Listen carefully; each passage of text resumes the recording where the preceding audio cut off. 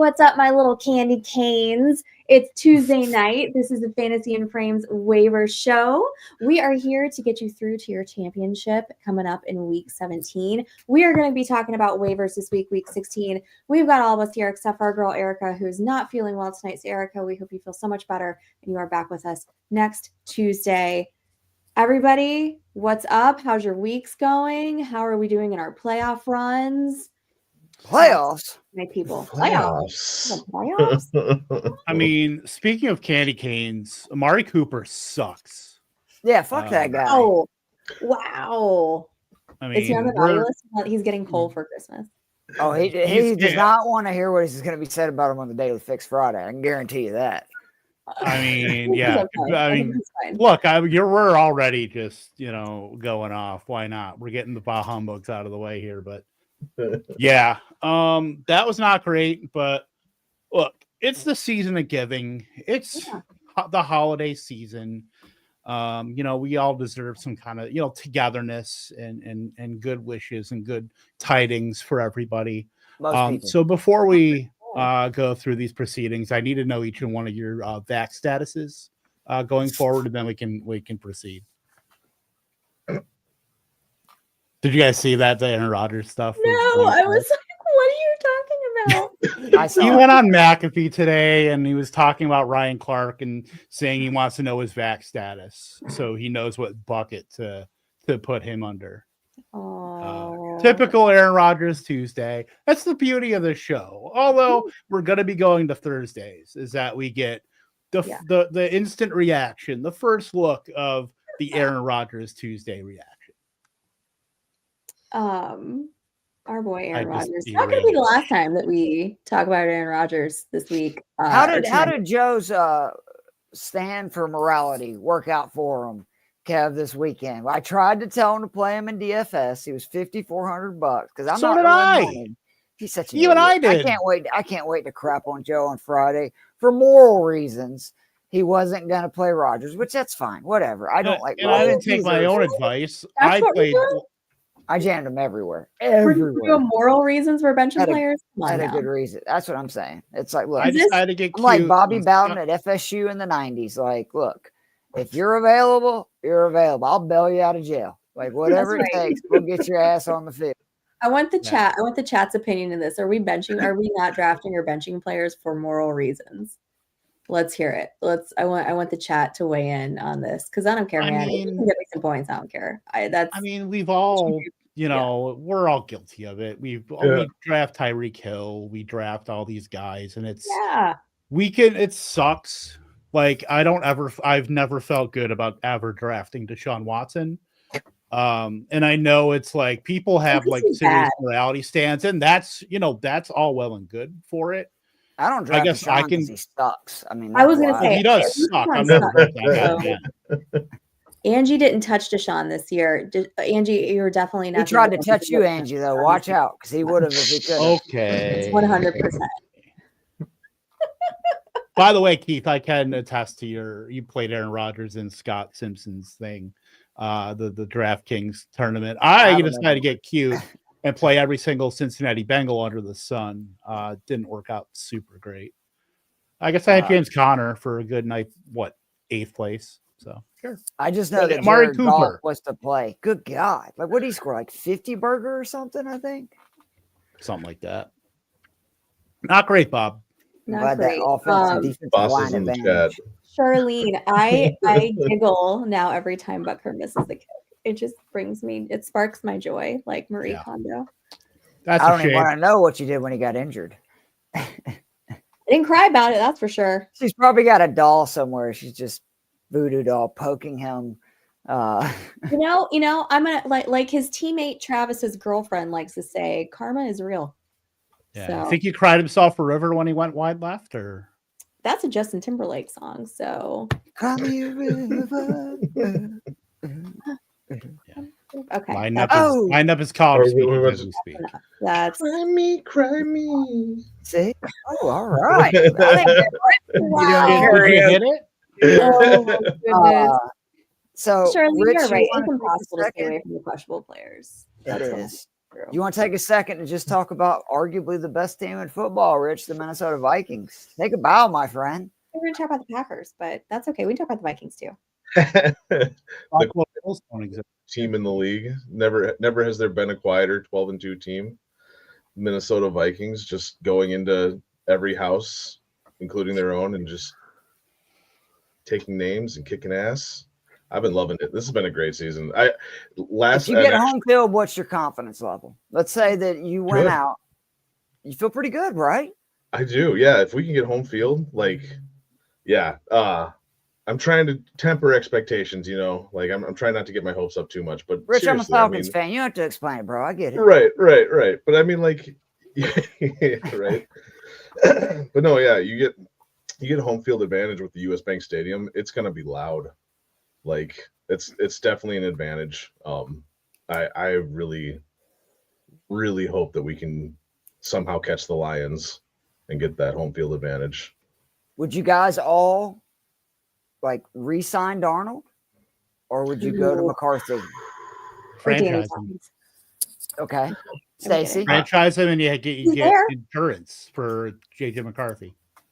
I would still, I'm open to the idea of signing, extending him to a 2 or 3 year contract or something like that. And I think he'd be open to the idea too, just because he knows that this offense is the best offense that he's going to play with. But don't you think if you do that, you have to you would then, in my opinion, have to get rid of, I guess you don't have to, because he would be on the rookie contract, but you could at least then have the backup in case something happened to Darnold. You can't do that sight unseen, though. You put That's what I'm saying. That's what, yeah. If I'm Darnold, and I know this is the selfish, you've been toiling around, you're obviously a high NFL draft pick. You've been shuttled on from one team to another. Chase the bag, dude, because you only have so many opportunities to get the bag.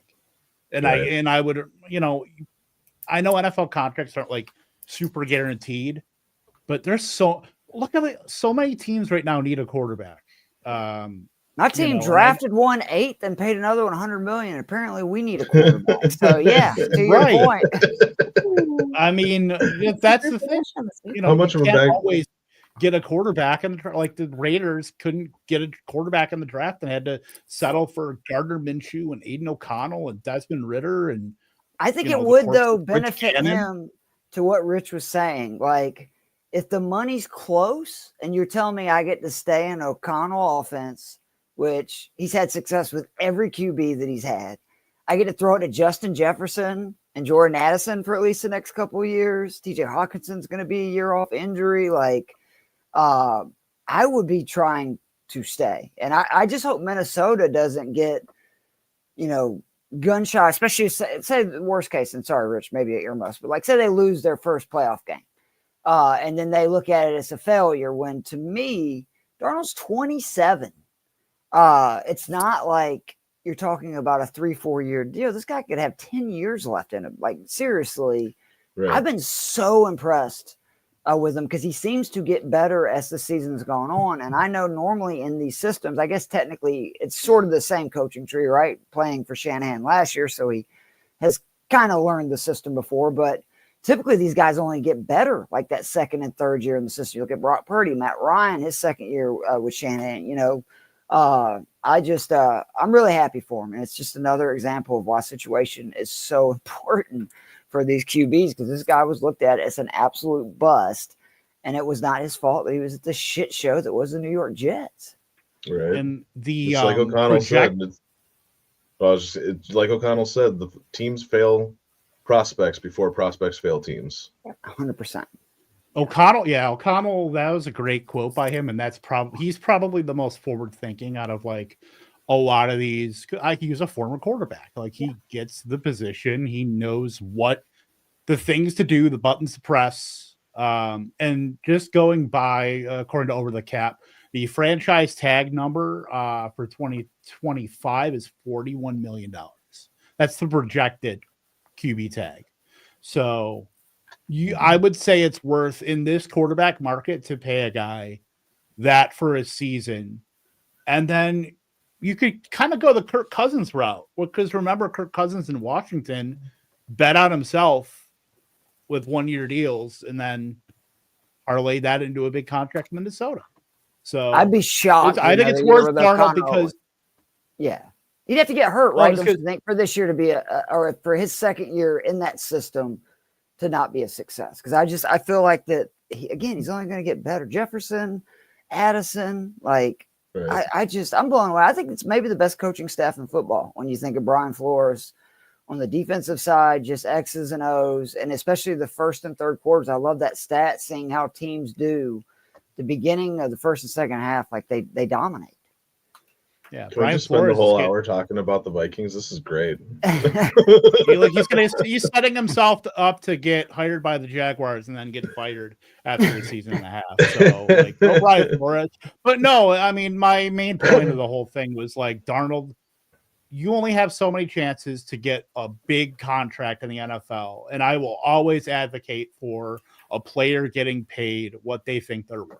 Because we know teams are absolutely ruthless when it comes to money, when it comes to lack of loyalty to a player. Not that that's expected, or it's NFL. As many players have said, it's a business. So, I mean, get that money while you can, because you can be out of the league in like 2-3 years. Right, Absolutely. exactly. Absolutely. Guys, don't forget, if you are watching either online through Twitter, YouTube, wherever you may be watching, if you want to get us questions about waivers, start sits, what we're doing for Christmas, whatever you want to ask us, throw it in that chat. So we are going to be able to see it during the show, and we can get to all of your questions before we scoot on out of here tonight. Guys, we need some playoff updates from everybody. How are our teams doing? What's the fishbowl latest, Keith? That's you. The rest of us are sadly survived and advanced, which is, I think it's just first, it's my first year, so it's probably a little beginner's luck. Second of all, I literally am in 5 other regular leagues because I don't do a ton of leagues because of DFS. I made the playoffs in one of them, and I got bounced in the first round. So this is basically it. This is all I have to root for other than DFS each week. Really shocked though that I survived, because again, Waddle got me a 0. Sincere McCormick got me 6 points, but still put up I think 210. And I don't want to jinx it. I have very good matchups the next 2 weeks. I would love to add one other running back who I'm not even going to mention in case there's anybody in my league out there listening. But I feel like if I can get that one other back with the way that Bryce has been playing, obviously Lamar is just carrying me. And I really do want to thank everybody for freaking out about Kyron Williams, because he's really been the unsung hero of this team. I think I got him in like the 5th round, 4th or 5th in that league, which was absolutely ridiculous. And he has been one of my most consistent players. He's been a real difference maker. But obviously, I'd love to do it. I'm assuming so. It's just full points, right? Like it doesn't matter each week, because I'm still trying to figure this out. Like if now there's 250 remaining, or however many it is, it goes down to 50, right? Or something like that, or 125. And then the last week is just whoever scores the most points that week wins the entire thing, correct? I've never gotten that far. Yeah, Keith, so I don't know. Yeah, it's that plus your average. I have no idea. And I have a decent average. Like I'm getting basically 100 points now every week, because I averaged right at, I think, 200 points per game in the season. So I know that helps, but I'm also interested. I wish they would do roster constructions. I always like to see, like how many teams have this player or that player. You can click on the, if you extend it out, I think you can click on and get the rosters. Are you talking about like Fantasy Life? Is that where you're talking about, Kev? Or no, on the Scott Fishbowl leaderboard, like as is that he like shares if or whatever. Well, it'll show like what they're starting. No, I'm saying they started. Is that what you're talking about? The thing that he shares every week on the website on scottfishbowl.com on the leaderboard. Yeah, nice. Sounds like we've got some pretty prolific fantasy players listening and commenting in the chat here. Andrea over here has got 6 out of 10 of her leagues still going. Charlene is in 8 playoffs this week. Angie, I'm sorry that you got booted from the Scott Fishbowl, but I got some good news for Angie, guys, because Angie is winning right now by far our women's basketball tournament that we drafted back in March. And I just wanted to share with you guys real quick. I'm going to pull up her team, because her team is just absolute studs.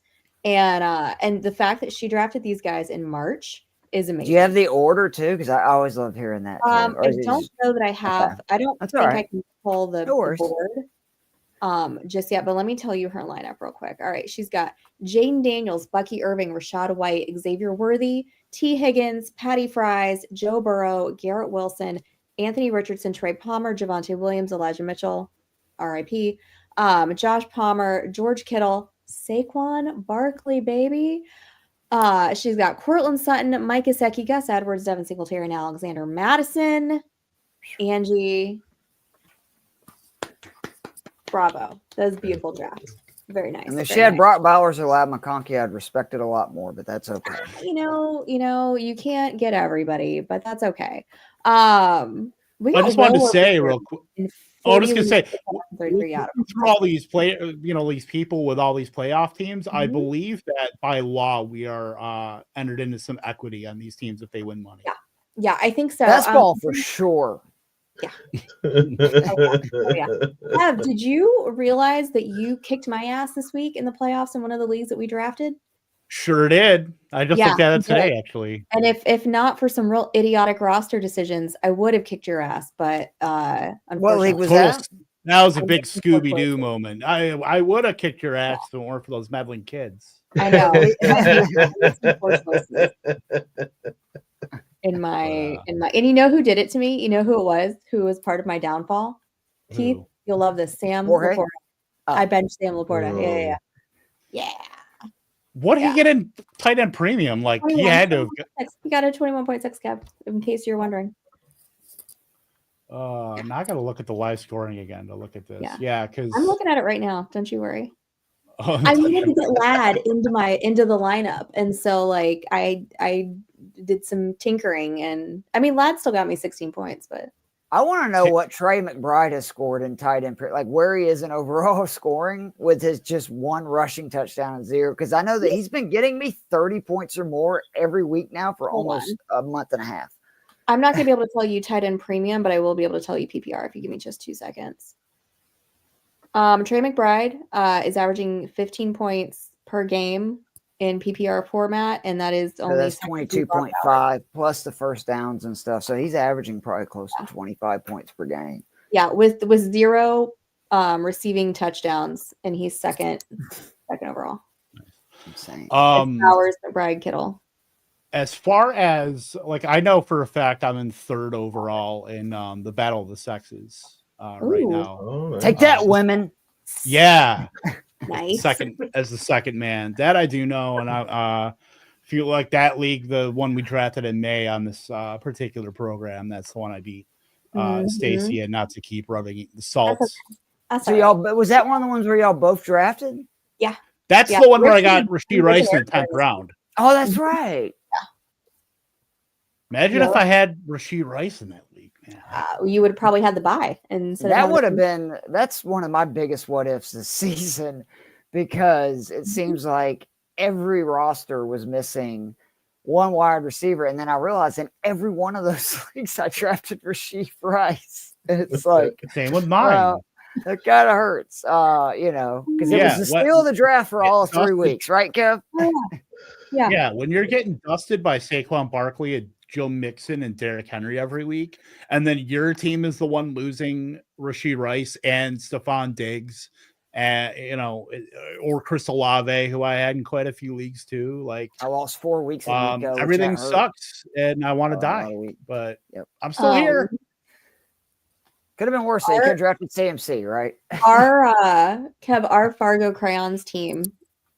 Let me just tell you guys. Here's our roster for the Fargo Crowns. This team. You sound a little piratey there. Our roster. It is. Our Kevin and I and Jim. This is what we did together. We drafted 101.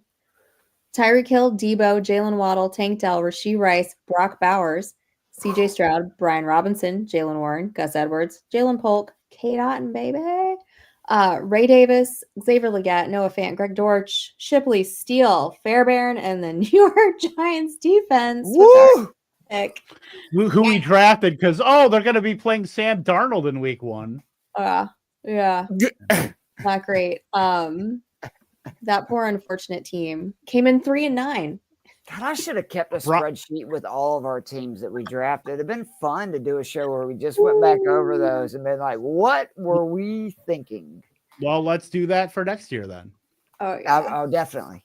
Yeah. I'll be the nerd. I know Kev's like, I'm the king of nerds, dude. I've seen your spreadsheets, but I'll keep a spreadsheet if it helps keep me, easy information for stuff that I want to look up later. I put stuff in my notes all the time that I'm like, check on this. Absolutely. Right. Jelly of the month on this date. That's the gift that just keeps on giving the whole year round. Jelly of the month. I love it. I love your name here. We'll just go ahead and get to it because tight end's usually the last position that we get to. I want some of that Strange this week. Yeah, I do. So we're definitely going to talk about Strange. We got Otten has been bad with Evans back. Indeed. Would you play Strange or / Ferguson over Otten? Not sure if he's going to land Strange off waivers, PPR. I like Brenton Strange a lot this week. A lot. Yeah, I want both those guys over Otten. I'd take Strange over. He's like 1-for-1 than Ingram. Like nothing. You just changed the person. You changed the number on their uniform. The production never changed. I mean the man put up that, but he's had 5 games. Jones back there. So I'm sorry. Well, I was going to say he's had 5 games this year with 60% of snaps. Thank He's you. been a top 10 tight end, 4 or 5. And Mac Jones actually targets tight ends even more than his predecessor, T-Law. 31% of his pass attempts this season had gone to tight ends, and that was when it was Strange and Ingram. Now it's just Strange. We saw it last week. That was by far my best call Sunday morning. If you listen to me on Fantasy and Frames Funny Six-Pack, I pivoted to him in a majority of my cash game lineups at 2,500. And the Raiders are arguably the worst defense in the NFL versus tight ends. They do it fifth most points to tight ends so far this year. Their top 5 target guys in Jacksonville this year: BTJ, Ingram, Kirk, Strange, Gabe, Dave. How many of those guys are left standing? Well, the best one. Only 2 of them left. Which, by the way, that's another one of the takes that some people owe me an apology. I said on the Dynasty DB show, and it wasn't even my take, that a good friend of mine who really watched off football said he thought Brian Thomas was the best wide receiver in this class. And I mentioned it and got hammered. And I was just saying that this guy knows ball. And from what I've seen, Thomas looked pretty fucking good in college too. And I think we can all say he may be the best wide receiver in this class because, I mean, goodness gracious, it's unbelievable what he's doing with just an awful team, awful QB play. It's not like Lawrence was great either. And I can't believe how good he has been. Yep. Yeah. See a 2-3 I can't wait to see what they do when they get a coach. I like. Do you think Lawrence ever comes back? I think that's the answer, right, Kev? Because if you think he's Lawrence gonna come back, he's not dead. No. I'm talking about like, can we get anywhere near the player that? Well, I mean, because I was saying, is he a 2-3 turn guy next year? He's like, well, Lawrence. Well, I mean, I should hope so, unless he like Andrew Luck's himself. Well, I meant like the answer is like for him to be that high. I wonder, like, is he going to get a good, quarterback? Because I do think that I will have to pivot a little bit on some of these running backs and not be quite so stubborn if some there. I'm not saying I'm all in, but I'm saying that some of these guys because it's just so many guys have gotten such a huge percentage of the workload that we haven't seen. Even Aaron Jones in Minnesota. I mean, if you look at it, there's a guy getting 20 touches basically every game. And there just wasn't a ton of running backs doing that before this year in recent, years.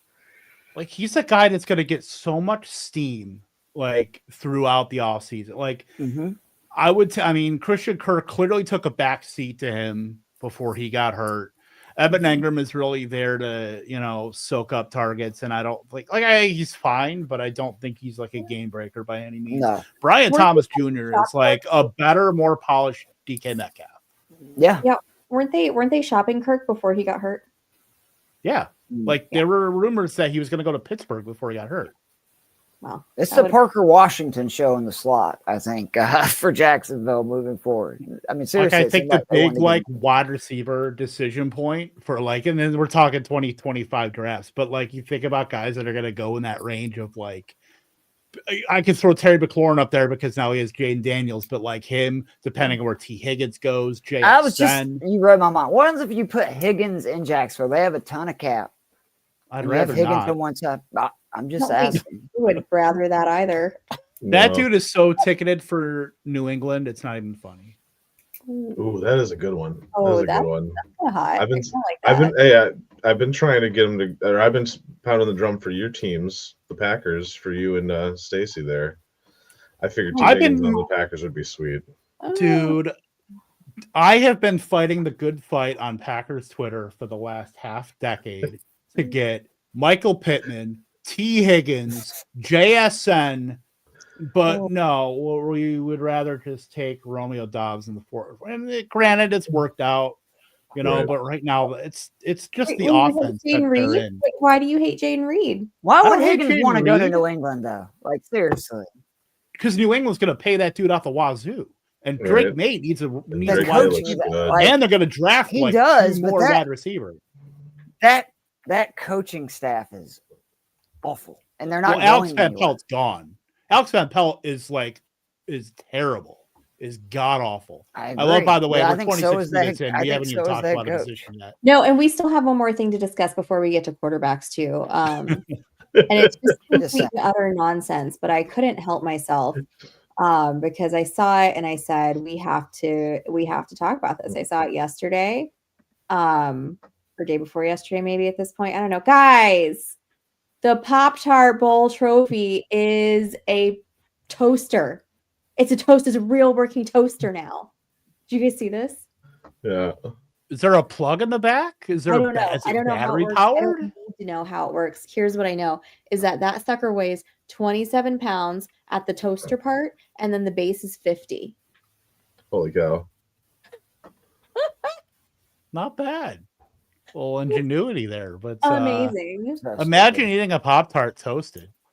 I mean, I've never, not haven't since either. I was a tot. I don't know if I've ever ate Really one. have. Here. Oh, they're so much better. I They're don't- so much better. I don't like Pop-Tarts. I mean, I don't want to burn the roof of my No. mouth. That's the thing. Well, you don't Like- put them in that long. You just, 2 minutes, minute and a half, Minutes? just so that the inside gets like nice and warm and gooey. Oh, Rich, Oh. you What dirty, the- dirty man, you. Rich is getting ready for that book club podcast. Right? That's right. Woo! That's right. Yeah. My wife is so fired up about that, Stacy. You have no idea. I finished our first book today that we're going to be reading on it's Beach Read. Those of you out there finished it today.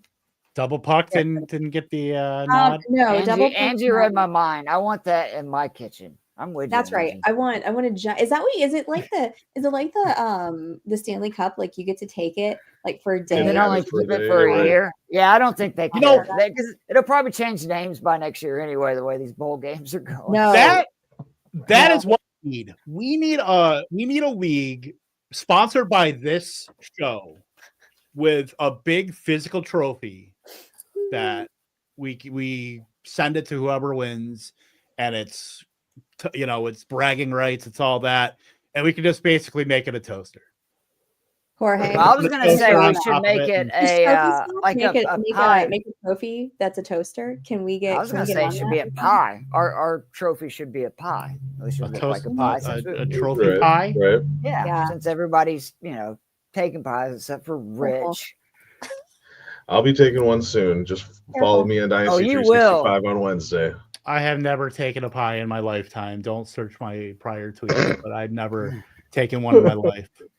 I'm In gonna this- give in Erica this- one when we get to next year's the expo. In this decade, I mean, come on, get your head out of the gutter, Stacy and I mean, Rich. A physical on. pie.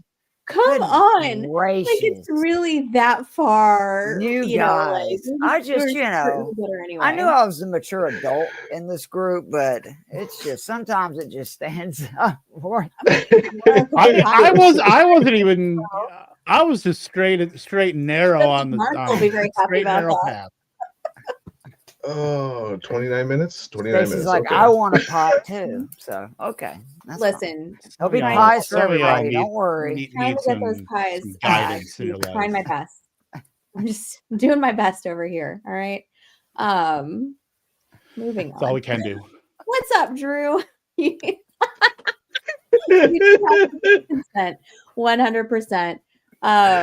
He is not. Charlene, don't let him fool you. He is not innocent at all. Don't gaslight me. Don't gaslight me. My favorite thing, though, is that since we went off the rails a few minutes ago about the pies, our viewer count has exponentially increased. I've tried to tell you guys a million times, people are not coming here to listen to the waiver wire suggestions. That's just a bonus.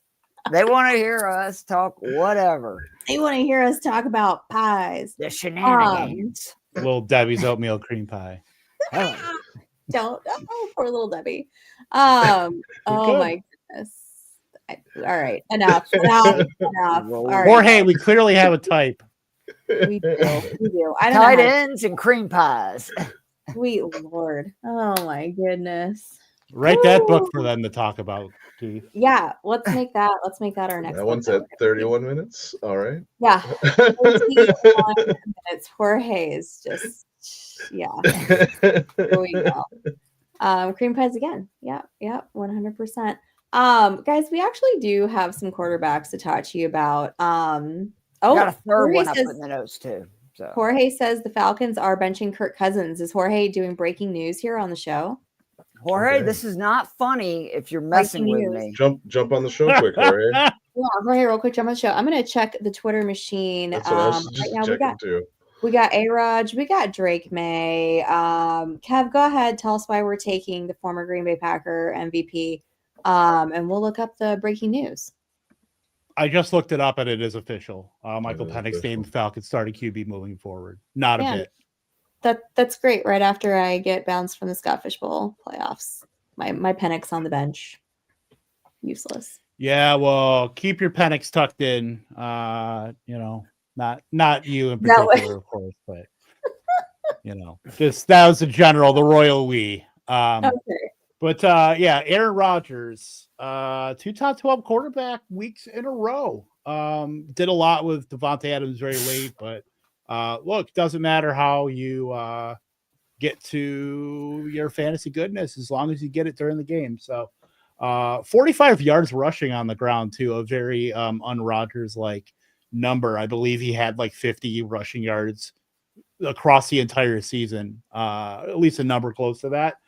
But 289 yards, 3 touchdowns. Look, Aaron Rodgers gets, he has Devontae Adams, he has Garrett Wilson, everybody else might as well be dead.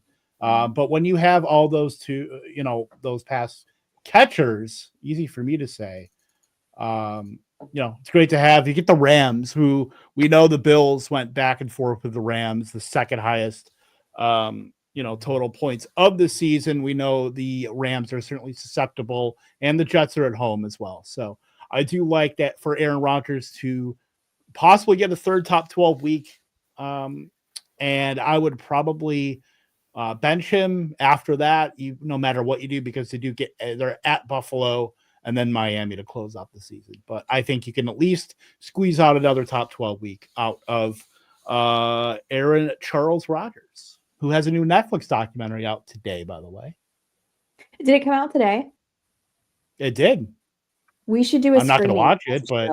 No, we don't want to watch it as a show.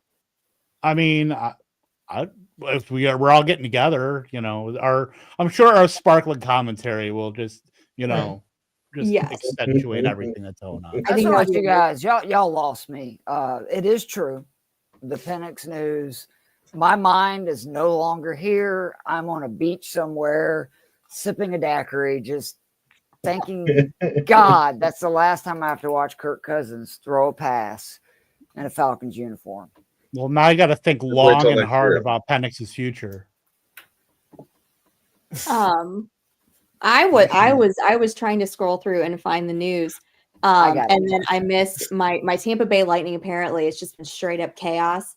And there's fights all over the place. My hockey boyfriend, Brandon Hagel's getting into a fight over here. My boy, Braden Point's getting into a fight. It's lovely. I'm sure the hockey show will cover this in detail. And we can move back to football now. There we go. Oh, God, man.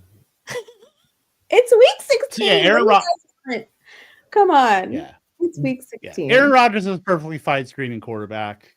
We know, obviously, with all the quarterback injuries, Patrick Mahomes and the like, there's going to be some playoff teams that are looking for a quarterback. So getting Rodgers is not like the end of the world. And he could probably sneak in another top 12 quarterback. There we go. Amen to that. We got a question here. So for getting Penix, are we spending fab, what's left of it, on Michael Penix? Spending all your fab? No. But No. I wouldn't spend all of it. But I would say that I am excited to see it. I saw Penix. I guess it was technically an open practice, but the last one they had in the dome. And I told you one of the scariest takeaways from going to that was he looked better with the number 2 offense versus the number 1 defense than Kirk Cousins did with the number 1 offense versus the number 2. I do believe there's a lot of talent in Atlanta, and I am very excited. I think our chances of making the playoffs are basically done because the Bucs are not going to lose, and the Bucs are freaking scary thanks to Kevin's guy McMillan, who he's been talking about all year, looking more and more like that guy with Evans and everything else, and obviously Bucky. But it just would be nice as a fan base to not go into this all season just, staring at a shotgun. You know what I mean? Like, well, let's at least have some hope for next year. And I think Penix, no matter how long the odds are, Penix, gives us some hope. Yeah. All right, guys. Drake May, Rich, I can't believe he's still only rostered in 24% of leagues. People are idiots. Yeah, I might have been reading that wrong. I thought about that. I literally was just looking at it and went, that can't be right. So I might have screwed up. I apologize. I don't think it's that far off, buddy. I really don't. Let's see. I'm looking it up now. He's 24% exactly. So you read it correct. Like I said, people are more. Well, and 14% in hang on, is that right? No, it's a little bit higher in ESPN and Yahoo leagues. Actually, no, I'm sorry. I was looking at the wrong person. He's only 17.5% rostered in Yahoo. Who are you looking at? That's crazy. Right above him was Tua, and it said 70.9. That's crazy to me. Like, the last 9 games he's played, his worst finish was QB 27. That was when he only played 30% of the snaps. I mean, he's been since week 6. He's QB 12. He's averaging 17.4 points per game. He's one of the best quarterbacks in the league. We've been saying it every week, so there really isn't much for me to say here. I will say that he has at Buffalo this week and versus Los Angeles Chargers next week. Both are giving up about a little over 16 points per game. So I do like his chances a lot. And I think that both of them, like the Buffalo, obviously they put up points, so they're going to have to try to keep up. Los Angeles Chargers, they're starting to kind of get something going together, so they're putting up points. And so I do think that Drake May will have to keep up with them. And I think that he'll be a good spot. If you had Cousins and you didn't have Penix before, I'd rather have Drake May over Penix for sure. So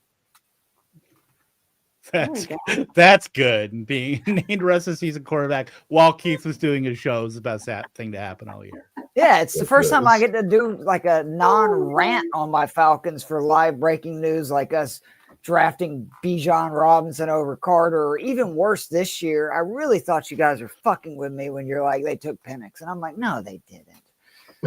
Yes, we did. I want to change. Well, hang on. Before you talk about the other guy real quick, Will wants to know, is Cooper Rush a better play over Penix? Oh, no, you're not asking. You were saying in your opinion. Okay, well, my bad. I'm sorry. I thought you were asking that question. I mean, it's not a unfair take. It's an unknown with Penix, and I'll give it. Like, Cooper Rush has been good. The guy actually I'm recommending is not Michael Penix. It's if Patrick Mahomes out, it's Carson Wentz. He could start on a short week versus the Texans. His last fantasy start last year, 27.12 points. He was QB2 that week. In 2022, he started 7 games, scored 22.86 points or more in 3 of 7. He was QB6 or better in 3 of those 7. Texans are one of 4 teams who allow the most passing touchdowns per game. That's 1.93 per. And then the big thing for me is in his only start for the Chiefs last year, 17 carries for 56 yards. They used his legs a lot. Texans allow the fourth most yards per attempt to opposing QBs, and Wentz has a rushing touchdown in his last 2 starts. I actually think that if Mahomes ends up being rested, which he'll probably end up playing, obviously you need to make sure, but with it being Thursday, you got plenty of time to figure it out. That's not the plan. I think Wentz is a great spot start this week versus the Texans because, again, I think they're going to use his legs a lot. So he'll have a relatively, high floor. And then, again, the Texans give up a ton of passing touchdowns. Would you take him over Cooper Rush? Charlene wants to know. I would not. I would not either. No. I mean, come on. Like, here's my question, though. Like, don't we do this every year with Patrick Mahomes? Like, oh, he's got a high ankle sprain at some point at the end of the season or the playoffs. And it's, disaster. Stacey, the difference is they have 3 games. I believe it's in like 14 days. Okay. So to me, it would make a lot of sense, especially now that the Bills have lost another game where they have that buffer where they can lose a game and still control their own destiny. Because remember, they play on Christmas. So they're playing Thursday and then playing again on Christmas Day. That's a Steeler game, right? I think. I don't know. I just mean that it's just the fact that they have 3 games in that short of a time span. To me, I think it would make a lot of sense to sit him here. I think they could beat the Texans with Carson Wentz potentially anyway. And then, hopefully Mahomes is, almost fully recovered for the rest of the way because, the priority should be obviously for them, healthy Mahomes going into the playoffs, and that bye is obviously huge because only one team gets it. Yeah. Well, and they got the Taylor Voodoo magic. He'll be fine. He'll be fine. Totally fine. Let me make sure we don't have any other QB questions. I think that hit all of our quarterback questions. But to your point, it does seem like every year now he has an ankle deal. Right? And then we think that he's hurt, and then he ends up just torching everybody.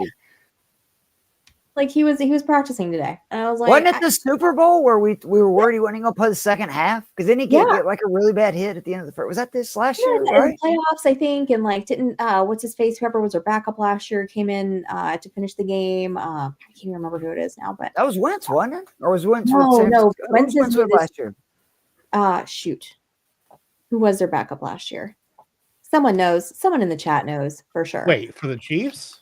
Yeah. It was Wentz. I thought it was Wentz. I thought that's why he had the 17 carries. I thought that smelled like an that's Blaine Gabbert. Gabbert. Thank you. I was like, it's the Tampa guy. It was Wentz QB for. Oh, it was the Commanders, wasn't it? Yeah. Mm-hmm. Okay. It was, yeah. Blaine fault. Gabbert. That was for Washington versus San Francisco, not Kansas City. So that was my bad. Yeah. Yeah. All right, guys. So 43-16, moving on to the what do you guys want to do? Well-oiled machine. Backs. What do you think? Let's do RBs. Let's do it. Let's do it. Jerome Ford, Ray Davis, Ty Johnson, and Amir Abdullah.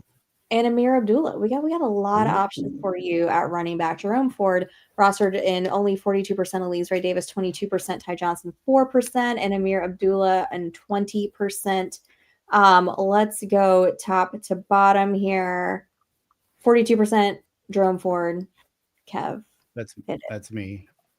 Nick Chubb, broken foot, out for the season.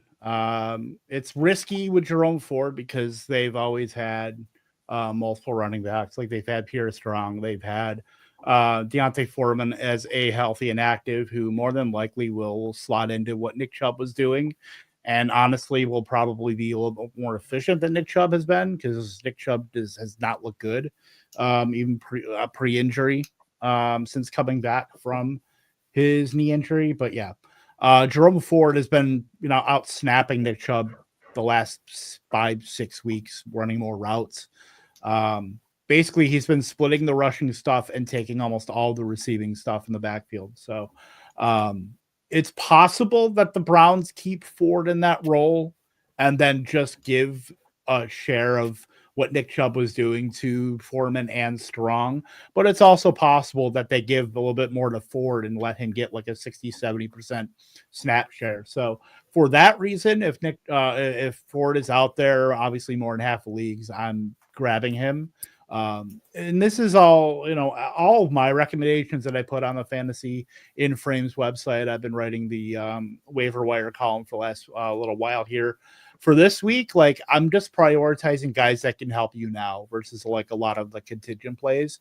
I do think Jerome Ford can help you now.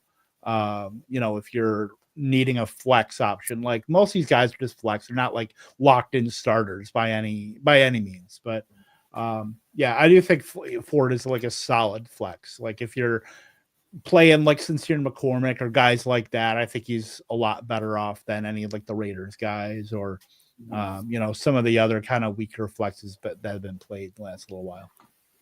Guys, and if you want to make sure to find Kevin's article on Fantasy and Frames, it's on fantasyandframes.com. Go there. You can get his article every week, as well as our IDP waiver article and lots of other good stuff at fantasyandframes.com. Will has a question here. He wants to know Ray Davis, Javonte, Abdullah, or Jaleel, full PPR. We're going to talk about Ray Davis and Amir Abdullah here in just a minute. So that would obviously be my answer. Yeah. Do you want to go first, Richard? Or do you want me to? Or who had Ray Davis? Was that you? Or... I had Ray Davis. I'm sorry, Stacy. Ray Davis. I would not. I would take Amir Abdullah over Ray Davis at this point. But if you're in a deep league, and this is why I threw him on here, guys, he's a deep league stash. So he's rostered in only 22% of leagues. He got in the end zone this week, got a receiving touchdown. If you didn't know it, he has 5 touchdowns on the season, both receiving and rushing together, which, if I did my research right, makes him second in rookie running back touchdowns, only behind who knows who is the rookie running back with the most touchdowns so far this season? Anybody? My brain's melting. I'm trying to think. Bucky. It's Bucky. That's right. Bucky has good. Look, the Bills do play in Buffalo. They're at home for their next 2 games. Good chance it could be snowy, maybe not good conditions for passing. So that's what I'm kind of banking on there, is that maybe we'll have a little bit more options to run. And also, fun fact, they are playing New England and the Jets in their last 2 games for fantasy playoff relevance. We need to talk about week 18 because nobody's going to be playing week 18. For New England, they give up the 6th most running back points so far this season. Last week, they put up 127 yards in real life to your running backs. So during a game, that's what they're averaging per game so far this season. Against Arizona, they gave up 163 rushing yards. Against Indianapolis, they gave up 144 rushing yards.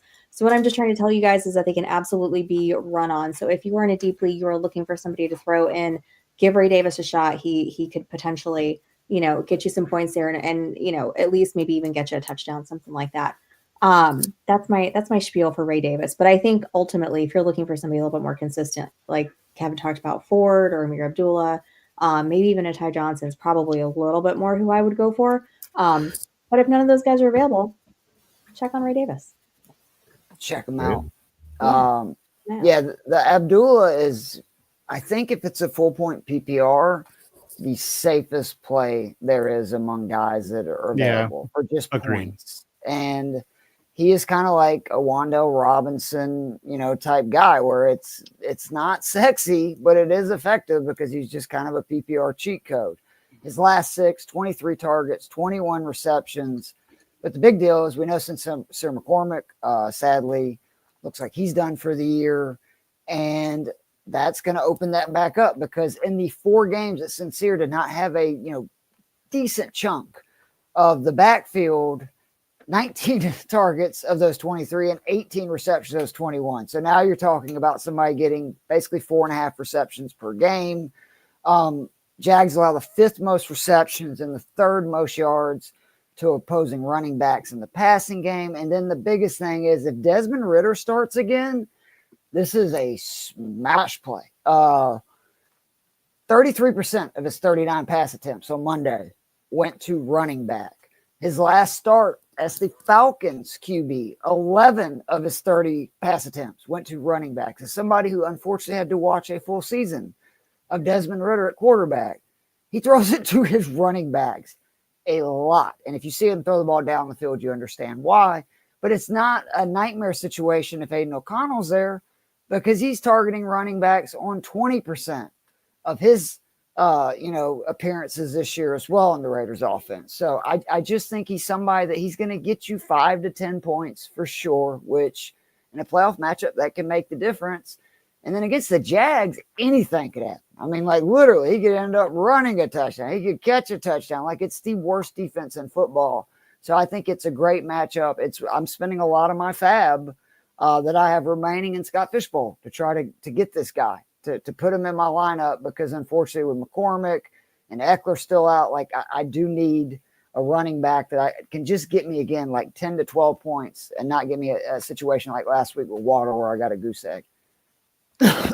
Like I'm looking at these running backs and I don't know when I would ever think to start any of them. Even if I have a playoff team, more than likely my like top 3 or even 4 running backs are set. Like I understand the play like with that, but like, and I know we're going to talk about Ty Johnson. I'm not trying to throw like total cold water over it or anything. But okay, you hate the running back position. It's fine. Well, but Ty Johnson is like a guy that I would love. That's the thing. But like you need a specific game script for a guy like Ty Johnson to go off. Yeah. And he's got the last 2 weeks. He had 2 for 55 and a touchdown. And then this past week, 5 for 114, where they were playing the Rams and they were playing Detroit. Back and forth, ping pong, like pinball games where what are the chances you're going to get that against New England, Jets, and New England again? Like it's not very high that the Bills are going to be pushed like they've been pushed by the Rams and by the Lions. And those are scripts where Ty Johnson can thrive because he can run a wheel route out of the backfield and score. So other than that, if the Bills are ahead and they're like very, very positive game script, it's going to be 70% Cook and like a little bit of Ray Davis. And then everything else is Josh Allen. Well, Rich, with that note, tell us. Sorry, not to throw cold water, but I did. I'm sorry. I'm sorry, Rich. Kevin, dude. Come on, Rich. Tell us your story. No, he already told the story. That's the thing. I got nothing else to say. Sorry, dude. I was just putting in the private chat that we could just skip me because between that was not a slight on you. I promise. No, it's okay. It's okay. Between you and Stacy, because Stacy took on the Bills, who they're facing and everything, and I was going to talk about that. Yeah, no, it's okay. It's all right. We hit it. This is what happens when Erica's not here. We should have just combined them. I'll say. Rich, we should have just combined Ray Davis and Ty Johnson. We just put Rich in the cuck chair in the hotel.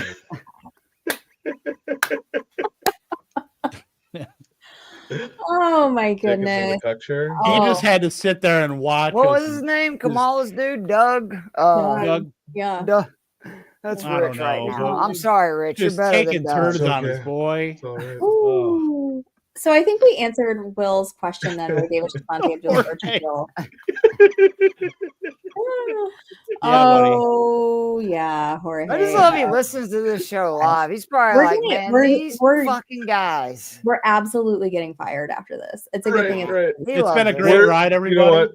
I've had my ass chewed before. I don't think I'll get hanged. I had my ass chewed before. We'll be back. I don't know after that one. It's gonna have to have like commercial breaks, like in this show. That would be like the perfect time to just be like, and now here's an ad from Little Debbie. Yeah. Followed by a dildo ad. And then Adam and Eve. Charlene wants to know Ty Johnson Abdullah, or will we just shoot for Strange? Strange over both. Yeah. Strange. Again, to me, it would depend on your situation. Like if you need a back, like I really do feel confident that Abdullah is going to get me at least 10 points this week, like in a PPR format. Have you been watching Nebraska film from 2016? I have not. I'm just looking at especially if Ritter starts and the fact that how many targets and receptions he's getting, whether Madison plays, whether McCormick plays, whatever. And now Taylor Martinez, the quarterback, then too. Feels like that's a guy that's been around for like 38 years. Look, I'm not rich, okay? You're not going to shit on my play, okay? Some people like that. That's no judgment here on the Fantasy and Frames waiver wire. Oh man, we should have an episode where we're like, look, if you want us just to absolutely like shit. All right, guys, we got some. Hopefully not Brock Lesnar. Waiver wire wide receiver options for you tonight. We had a good run. We did. We had it. This was a good run. At least if it ends now, we've gotten you pretty much through to your championship. So hold on tight, guys. We got Jalen McMillions, 14%. We got TP. We got Tim Patrick. We're gonna rerun it a little bit. Yeah, I would go after Strange, Charlene. Yeah, we also her question. Oh yeah, we're definitely going for Strange. We got Cedric Tillman, who again still can't believe that he's rostered in less than 50% of leagues. That's bananas. All right, well, why don't we start with Cedric Tillman since he's the highest rostered out of any of these guys? That was me.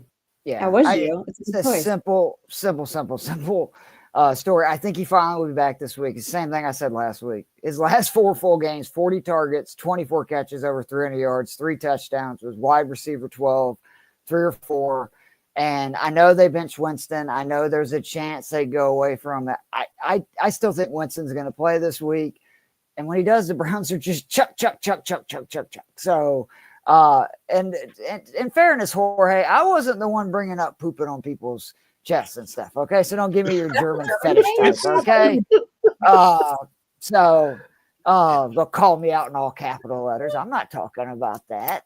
So yeah, Cedric Tillman, it's a little fitting we're talking about a Cleveland Brown with the conversation going on right now, but I do like Cedric Tillman this week a lot. And he is the kind of player we've seen that he could go bananas, because I don't think it's a coincidence that since he's been out, you've seen Jerry Jeudy just explode and become one of the top wide receivers in football. I think that Cedric Tillman could, come back and kind of eat into his and also have that kind of performance himself, because he did that a few weeks before getting hurt.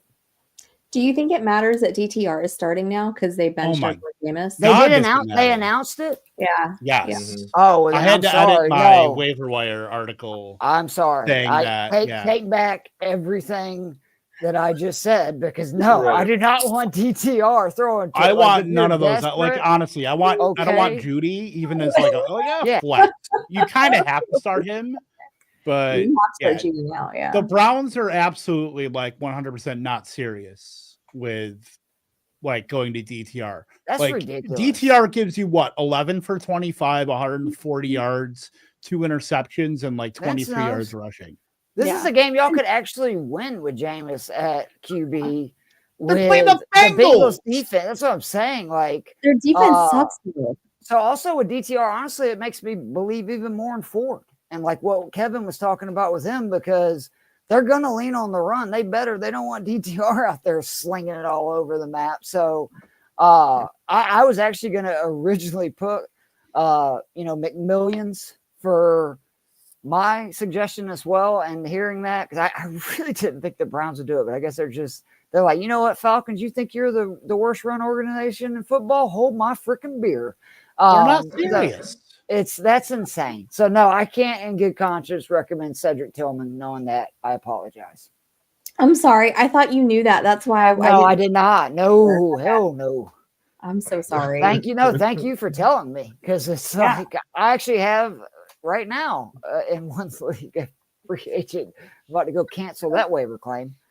Oh man. Talk to us about Jalen McMillions. Yeah, never wrong, just early on Jalen McMillan, talking about him. Look, I mean, Jalen McMillan is turning into like he's clearly surpassed Sterling Shepard in the pecking order for the Buccaneers. Another 6 targets, 5 for 75 and a touchdown, 31.5% of the air yards, 23% of the first 3 targets.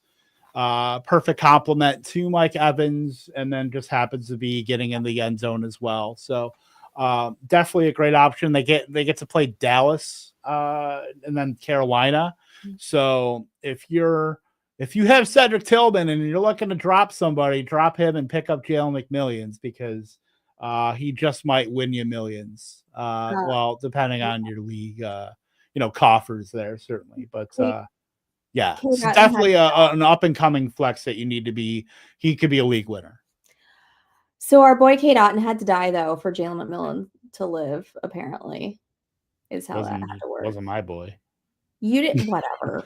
Okay. I mean, I fought the good fight truth and said he was comes like he's like an inoffensive Hunter Henry. I mean, I was never like, going to bed. I mean, I guess I probably picked him like 4 times on the show this year. So don't be a hater. Don't be a hater with your K. Dot. I have never been a hater except for like 5 seconds ago. Except for 5 seconds ago. Last but not least, I know we talked about Tim Patrick last week, but I want to bring him up again this week. Before I get into actual stats about him, did you guys know he was 6'5"? I did. I didn't know he was that tall. I did not know he was 6'5". Holy guacamole. I'm sorry to cut you out. Keith, what are you singing? Yeah. Keith, what's going on right now? I'm listening to Oh Happy Day from Sister Act 2, just thinking about Michael Penix being named the starter. That's such a good movie. That's such a good movie. Oh my gosh. You are the whitest person on the stream, and that stream includes me. Oh my word. John, we will get to your question here in just a second. All right, Tim Patrick, real quick. Again, I'm just giving you all my deep league flex options for this week. So here's another one, right? Because he's rostered in only, it says 2% on the screen, but I think it should be 6%. Last 2 games, he's been targeted 7 times and 8 times respectively. In the last 3 games, he's played 72.3% of the snaps, 3 touchdowns in those games. The Lions are losing guys on defense like left and right here. Like literally, if you're a defensive player on the Lions, you're getting like a season-ending injury the minute like you step on the field. Like it's been awful, just a bloodbath. And then, I think we all got to pour one out for poor David Montgomery. That was brutal. So here's the thing. If they want to keep winning, which I think they do, and they're a great offense, they're just going to have to keep throwing the ball. They're going to have to keep outscoring people because your defense isn't going to be able to hold teams like they were earlier this season. They play Chicago next. They play San Francisco next. And you're like, hold on, those are 2 pretty good defenses. And you know what? You're right. But Detroit played Chicago on Thanksgiving. Patrick was 2nd in overall yards in that game. The Bears do give up over 200 passing yards to the Lions that day. He's out there, like I said, deep leagues only. We have other options for you. Jalen McMillan is probably my top option for you guys this week, if I have to rank these guys. But if you're out there, McMillan's not available, and you've got to throw somebody in due to injury or whatever, Tim Patrick could be an option for you. He's probably available in your league. We got a quick question before we move on to tight ends. Where did it go? John, here we go. John wants to know McMillan or Coker this week. It's McMillan for me for all the same reasons Kev just said. Yeah. Same. Yeah. But I Coker do like he had I a great like week, but I don't think that's Coker. Yeah, I do like Coker this week. Yards. I think with Xavier Legette also nursing an injury as well.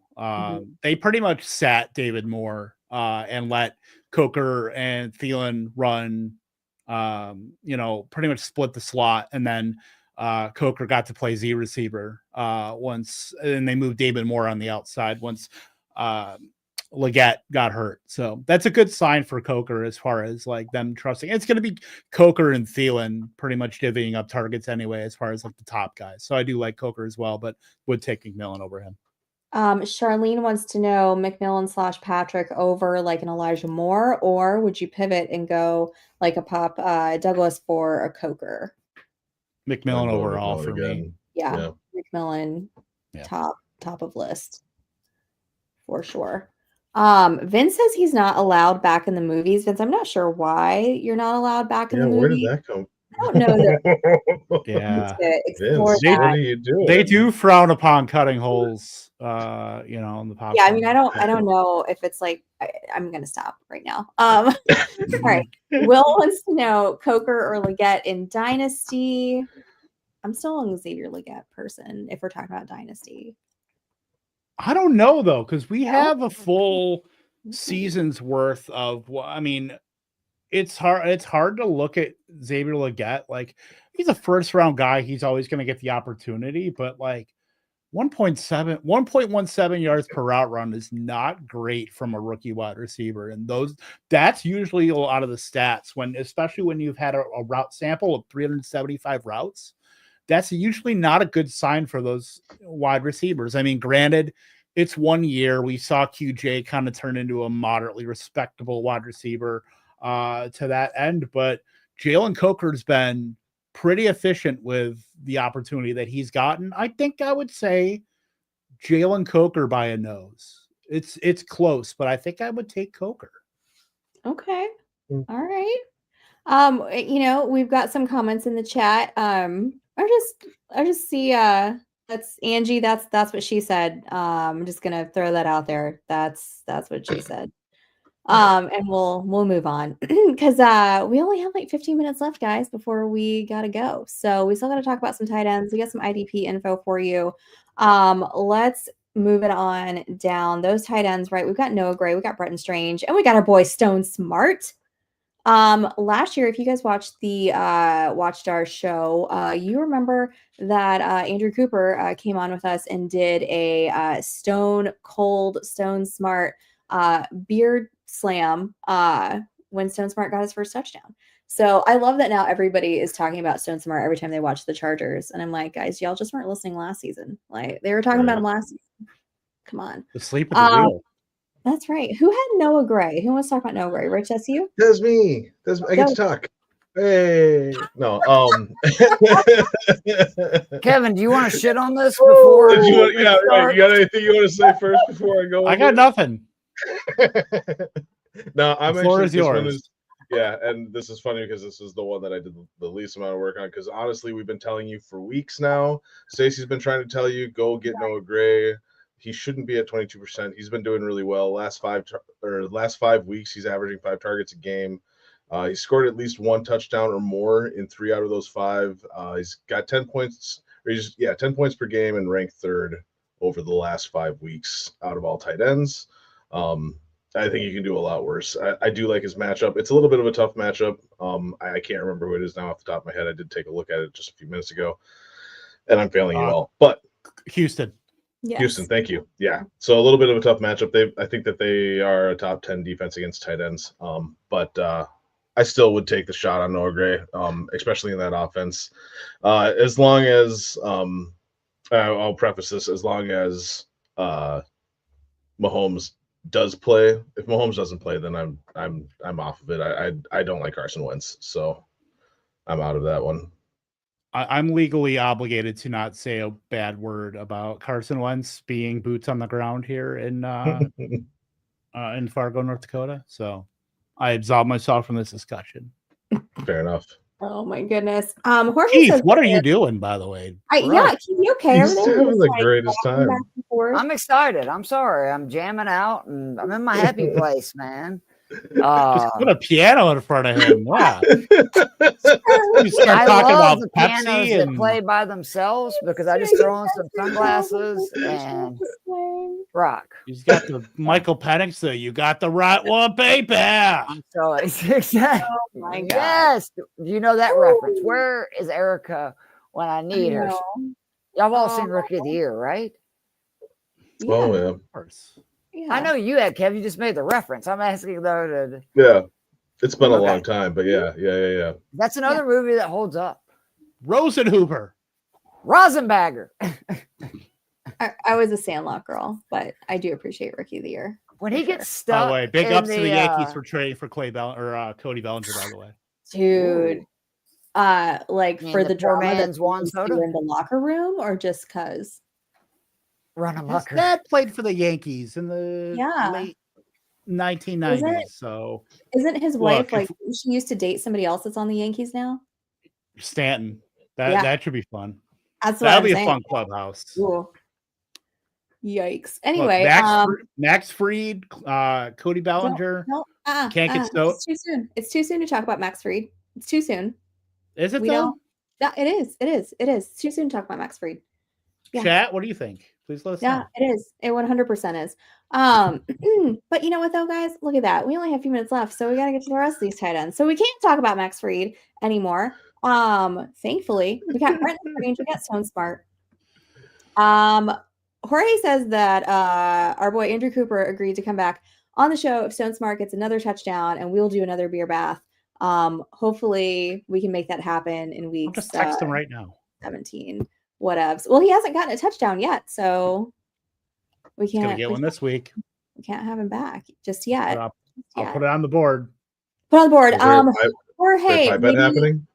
Yeah, Jorge, maybe you can find that clip and put it up on our Fantasy and Frames Twitter while the show's still going, so the good folks can remember that lovely evening. That was so much fun. That was a really good time.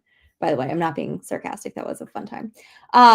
Brenton Strange, anyway, guys. 7% roster. We talked mostly about him earlier. I really don't have anything new to add beyond what we mentioned earlier than that, except that, like we talked about, they do play the Raiders coming up week 16, then they're home for Tennessee, and I guess they're just going to decide who's the worst team in the AFC South during that week 17 matchup. Raiders giving up 5th most tight end points to opposing teams' tight ends this season. Tennessee's slightly better, but not terribly much, and I don't think it's really going to matter considering that he's really the only other guy there besides BTJ. Keith, did you have anything else you wanted to add on Brenton Strange before we talk about our boy Stone Smart? I'm going to let you finish. Did your lips hurt real bad? Did you need to put some chapstick on? Well, it's addicting. I have to put chapstick on. I didn't listen to my mother when she told me that when I was young, and now I literally have to put Carmex on about 55 times a day. So apparently that was one in the mother column. Just wanted to add again that when playing 60% or more of the snaps, top 10 tight end, 4 or 5 weeks, the 12 targets last week is astronomical. This offense, defense, everything is bad. They're typically going to be down. And Mac Jones, again, entered the game. 31% of his pass attempts this season had been to tight ends. And then Strange is kind of the last guy standing in terms of pass catching tight ends for the Jags, and he saw 12. So when you're looking for volume, especially in tight end premium type leagues or full point PPR, I think he's a very safe play. I'd be shocked if he doesn't catch at least 4 or 5 passes, and he's proven he can score a touchdown. Score a touchdown, I think, in 3 or 5 games as well. He's played 60% snaps.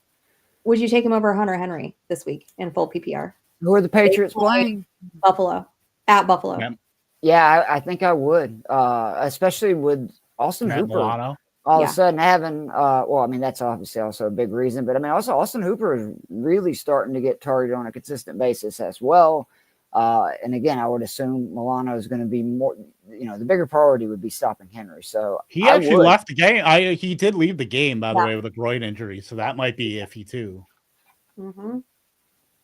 You're talking about Hooper or Henry? I'm talking about Matt Milano. Oh. Yep. All right. Kev, bring it home with our boy Stone Smart. Yeah, Stone Smart ran 65% of routes on Herbert's dropbacks last week, 17% for his retargets. I think he was 5 for 50, lost a fumble though, but that shouldn't deter you away from taking a chance on Stone Smart as far as it's been a pretty good tight end week as far as, guys. And I think we even mentioned a guy like Chika Conquo, who I think could have certainly been on here as well after earning 10 targets. But I would take Stone Smart a little bit over just because we know how the Chargers operate with, the Titans use a lot of tight ends, and honestly, so do the Chargers. But at least the Chargers with Tucker Fisk and Eric Tomlinson, those are complete blocking tight ends that in no way run routes. So that's pretty much all Stone Smart. And we saw Stone Smart last year when Donald Parham was hurt, was very utilized in that offense. So we're seeing a little bit of that right now. And the Chargers offense, obviously Ladd McConkey, QJ is kind of hit or miss a little bit too. And so is Josh Palmer.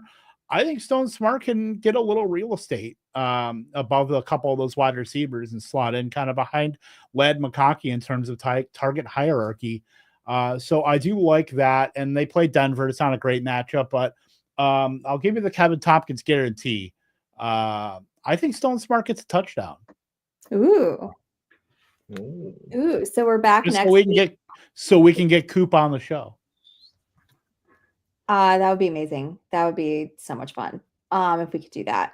All right. So we've got a couple IDP waivers to hit you with before we head on out. Take it away, Mr. Thompkins.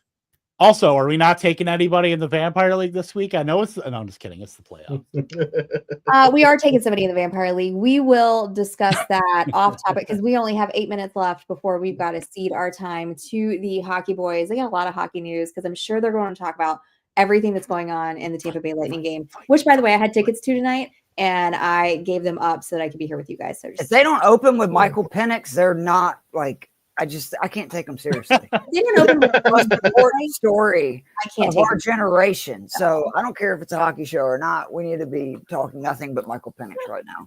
And if you guys want to catch that Andrew Cooper Stone Smart touchdown beer shower from last season, you can go on to fantasyandframes.com on our Twitter right now. It has been posted. Gracias, Jorge. Go ahead, Kev.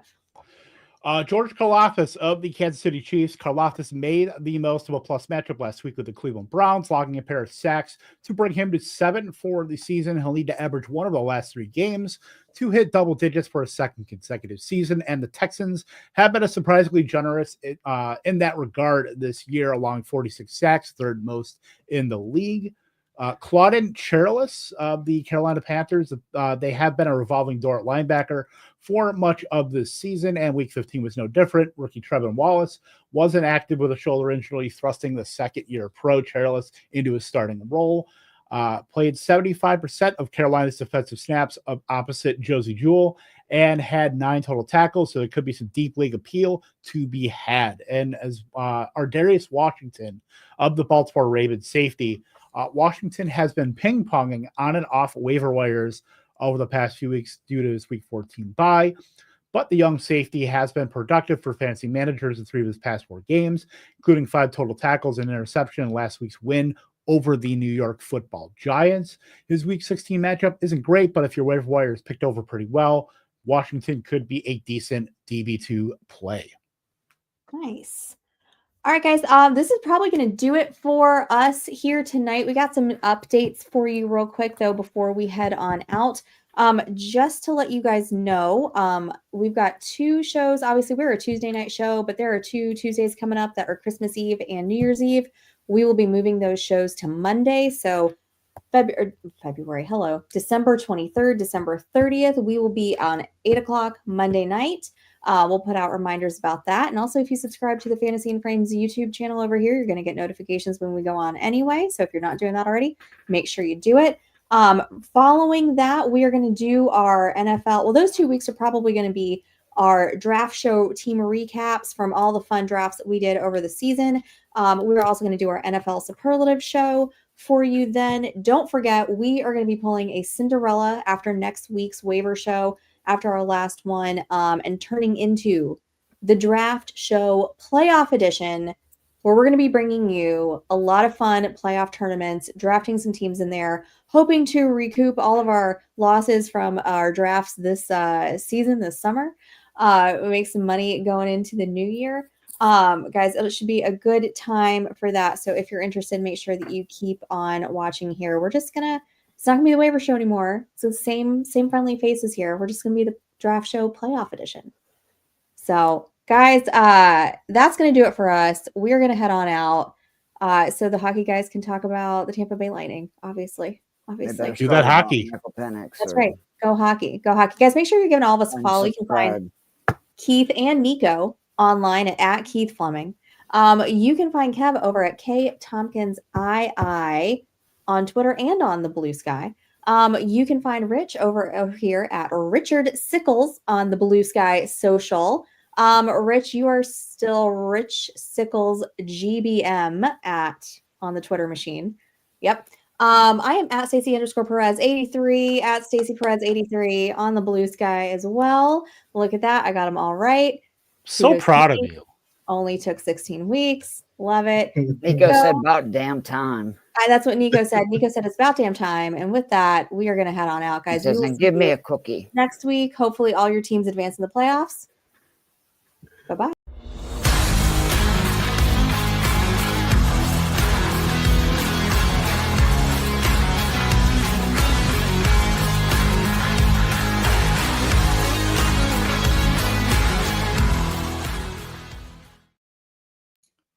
Hey,